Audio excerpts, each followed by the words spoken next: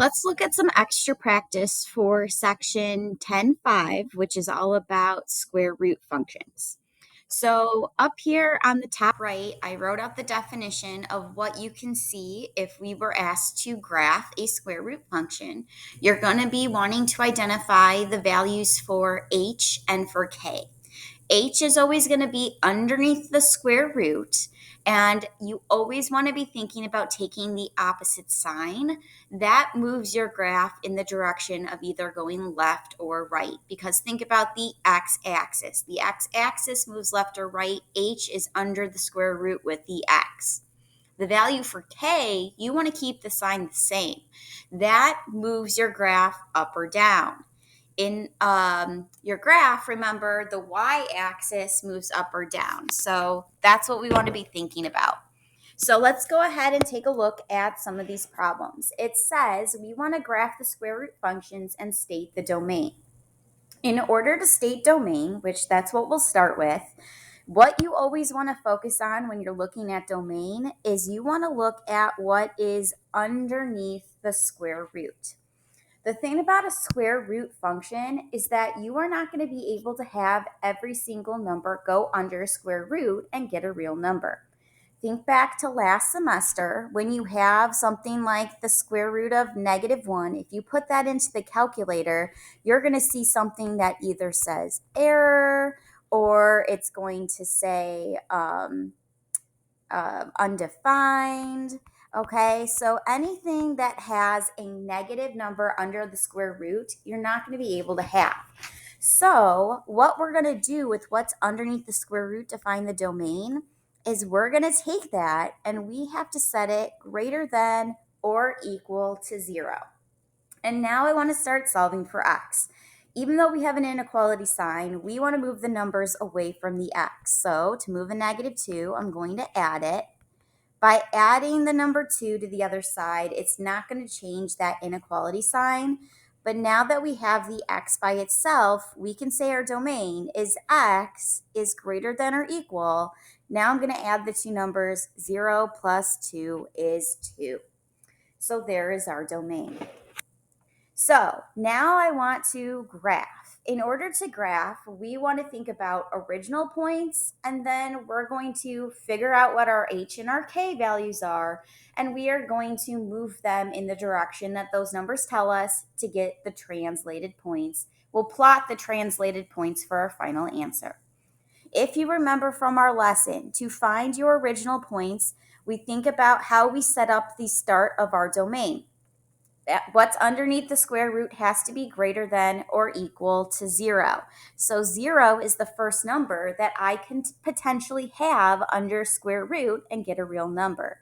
If I took the square root of 0, I'm going to get 0. So 0, 0 is my first ordered pair.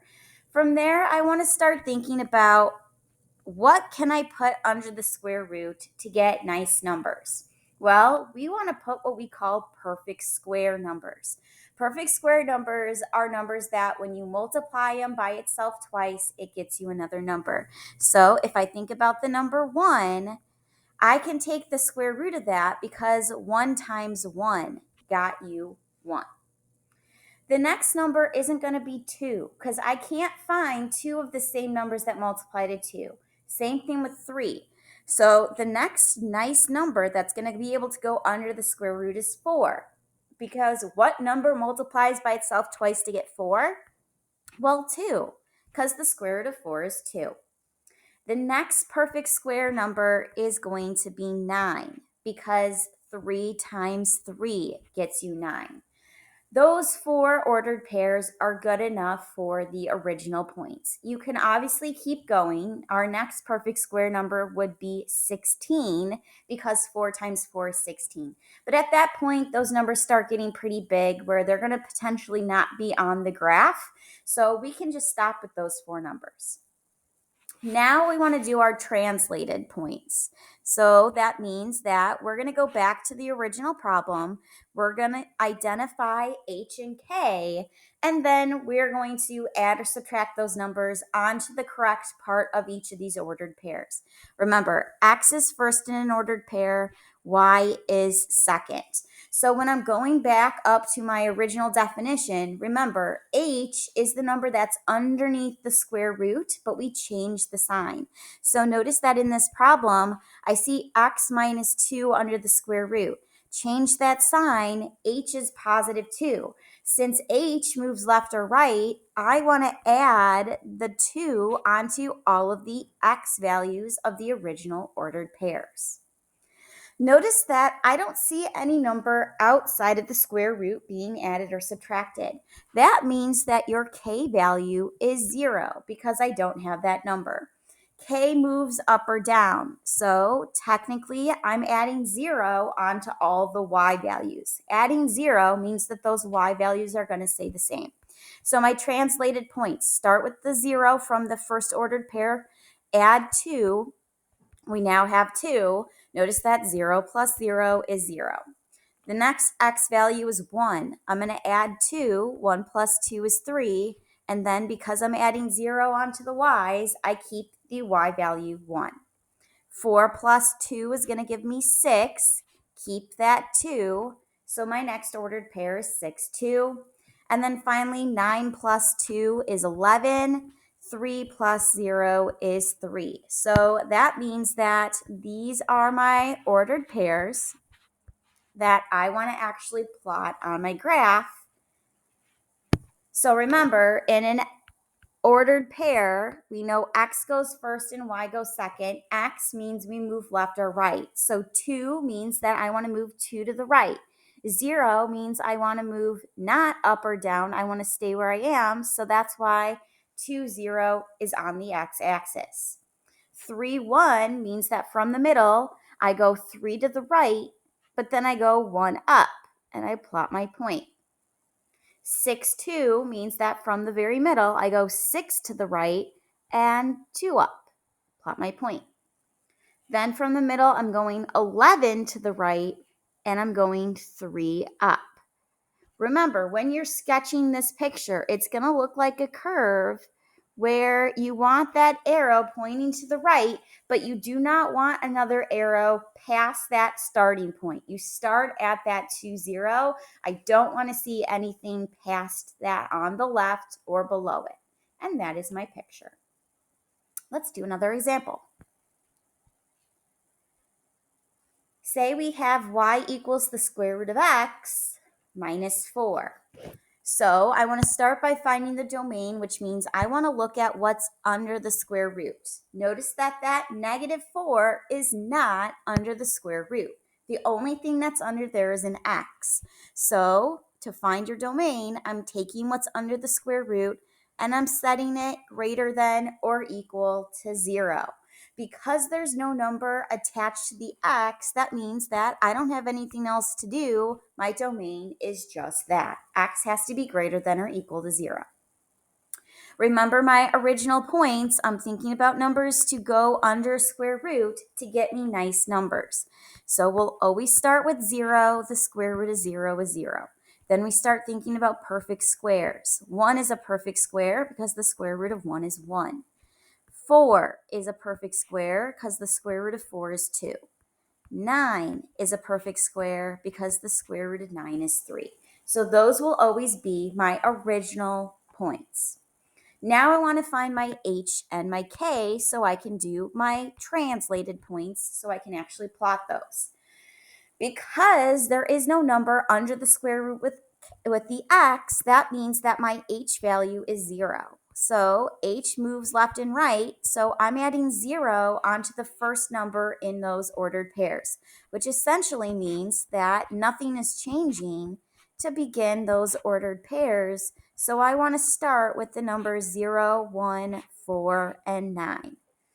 Let's figure out what the k value is. The k value is the number that is outside of the square root. We keep the sign the same.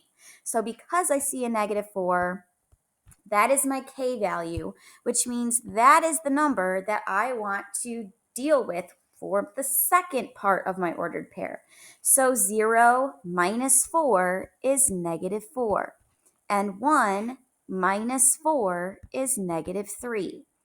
2 minus 4 is negative 2, and 3 minus 4 is negative 1. These translated points are the points I want to plot on my graph. So once again, we always move x first, which is left or right, and then y second, which is up or down. So 0, -4 means that I start in the middle, but I don't move left or right, and then I just move down 4 and I plot my point. 1, -3 means I move 1 to the right, but then I have to move 3 down, plot my point. 4, -2 means I move 4 to the right and 2 down. And 9, -1 means I move 9 to the right and 1 down. Once again, we're starting at that initial point. We're going to the right. There's a curve. I have an arrow past the curve going to the right, but there's nothing on the left or below that original point of 0, -4. And there's my graph. Let's do a couple more. We've got y equals the square root of x minus 1 plus 2. So to find the domain, we look at what is underneath that square root. I take that, I set it greater than or equal to 0. Because we have a number that is on the same side as x, we have to move it. So to move a -1, we are going to add it. That gets rid of it, giving you the x by itself. That does not change the inequality sign, and 0 plus 1 is 1. So my domain, x, is greater than or equal to 1. Remember, my original points are always going to be 0, 0, 1, 1, 4, 2, and 9, 3. But now we want to identify h and k so we can find the translated points, which are going to be plotted. So remember, h we identify as the number that is under the square root, but we have to take the opposite sign. So because I see a -1 under the square root, that really means I want a +1. So I'm adding 1 onto the first numbers of my original points. The k value is the number that is outside the square root. We keep the sign the same. I see a +2. That's my k value. So that means I'm adding 2 onto the second numbers in these original points. So I'm adding 1 onto 0. I'm adding 2 onto 0. My first point is 1, 2. Second ordered pair, 1 plus 1 is 2, and 1 plus 2 is 3. Third ordered pair, 4 plus 1 is 5, 2 plus 2 is 4. And finally, 9 plus 1 is 10, 3 plus 2 is 5. So here are the points we want to plot to create our graph. So starting at the middle at 0, 0, we want to go 1 to the right, 2 up, plot our point. From the middle, we go 2 to the right, 3 up, plot our point. From the middle, we go 5 to the right, 4 up, plot our point. And then finally in the middle, we go 10 to the right, 5 up, plot our point. Notice that once again, we have this nice curve with an arrow going to the right, nothing on the left or below that initial starting point. Last practice problem here. Say we have the y equals the square root of x plus 4 minus 3. Starting with domain, we look at what is underneath that radical. So I'm going to take that x plus 4, set it greater than or equal to 0. I got to get that 4 away from the x. So to move that, I'm going to want to subtract 4 over to the other side. Remember, that gets us our x by itself. We keep the sign the same. Adding and subtracting does not change that inequality sign. So now 0 minus 4 is -4. So there's my domain. So our original points will always be 0, 0, 1, 1, 4, 2, and 9, 3. To get our translated points, we need to identify the h and the k. Well, h is underneath that square root, but we changed the sign. I don't know if you've noticed, but every single time we've identified h, it's actually been the number that we found when we did our domain. Notice that h is -4. Our domain, x was greater than or equal to -4. If I go up to the last example, notice h was 1. That's what our domain was. X was greater than or equal to 1. Notice that our h was 0. Our domain, x is greater than or equal to 0.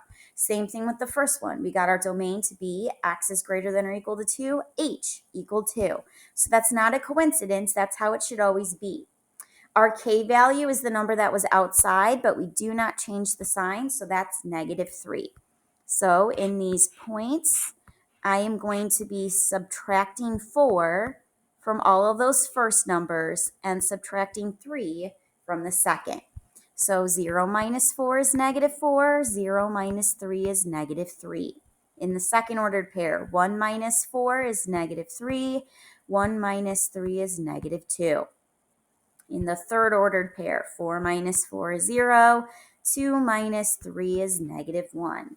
And then finally in the last ordered pair, 9 minus 4 is 5, 3 minus 3 is 0. So these are the points to create our last graph.